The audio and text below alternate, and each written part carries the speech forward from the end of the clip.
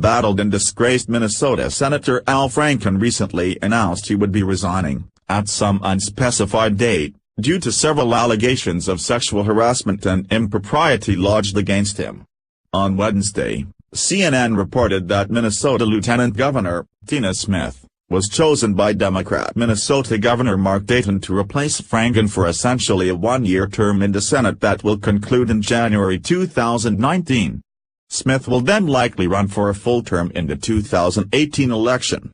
Dayton called Smith a person of the highest integrity and ability, who will be a superb senator, representing the best interests of our state and our citizens. Franken also expressed approval for his chosen successor. Upon hearing the news, Smith stated, "Though I never anticipated this moment, I am resolved to do everything I can to move Minnesota forward, and I will be a fierce advocate in the United States Senate for the economic opportunity and fairness." According to Life News, Smith will also be a fierce advocate for on-demand, and taxpayer-funded, abortion, as she is a former top executive for the state's Planned Parenthood affiliate. Trending: Catholic University criticized by Muslims determined to push out Christmas. Governor Mark Dayton's appointment of Tina Smith to represent Minnesota in the U.S. Senate is overwhelmingly disappointing to the state's pro-life majority, lamented Leo Lalonde, president of Minnesota Citizens Concerned for Life. An abortion industry insider, Ms. Smith is a former vice president of Planned Parenthood in Minnesota, the state's leading performer of abortion, Lalonde continued. The choice of Ms. Smith is particularly egregious to Minnesota's pro-life citizens, who will have no representation in the Senate. Most Minnesotans are pro-life. They support greater protection for unborn human beings. Minnesotans need someone who will fight for justice for the most vulnerable among us, the unborn, he added. Smith served as VP of Minnesota's Planned Parenthood from January 2003 to February 2006. And during that time increased the numbers of abortions performed in the state by roughly 22%. She also secured nearly $500,000 in taxpayer funds from Minnesotans as reimbursements for abortions performed on low-income women, and managed to secure $12.65 million in government grants for the abortion business between 2003 and 2005.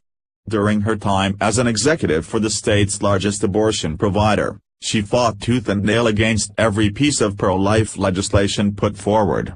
That ferocity against protections for the unborn only continued in earnest after she left Planned Parenthood and entered the world of politics.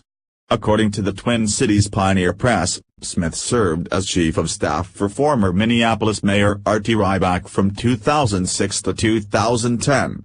Following Ryback's unsuccessful run in 2010 for the Democrat nomination as governor, a campaign she managed, Smith switched over to the winner's team and served as chief of staff for Gov. Dayton from 2011 to 2015. She became the state's lieutenant governor in 2015. Life News reported that, as Dayton's chief of staff and lieutenant governor, she played a role in convincing Dayton to veto numerous pro-life bills that had been passed by the legislature. Related, CNN freaks as Anderson Cooper's verified account tweets vulgar insult at Trump. Some of the bills that were vetoed included common-sense measures that would have banned taxpayer-funded abortions or cut off public funding to abortion facilities, as well as a measure that would require licensing and inspections for said facilities, not to mention bills that would provide protections to pain-capable fetuses or provide alternatives to pregnant women instead of abortion. Sen. Franken was no angel, and he most certainly supported abortion, among the rest of his progressive big government policies, but in the blunt words of Lalonde, Tina Smith is, without a doubt, the abortion senator.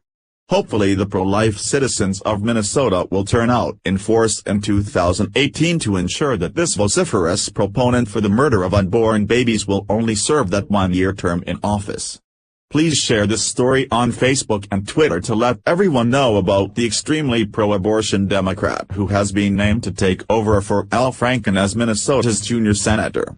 What do you think of a former Planned Parenthood VP being named as the next senator from Minnesota? Scroll down to comment below.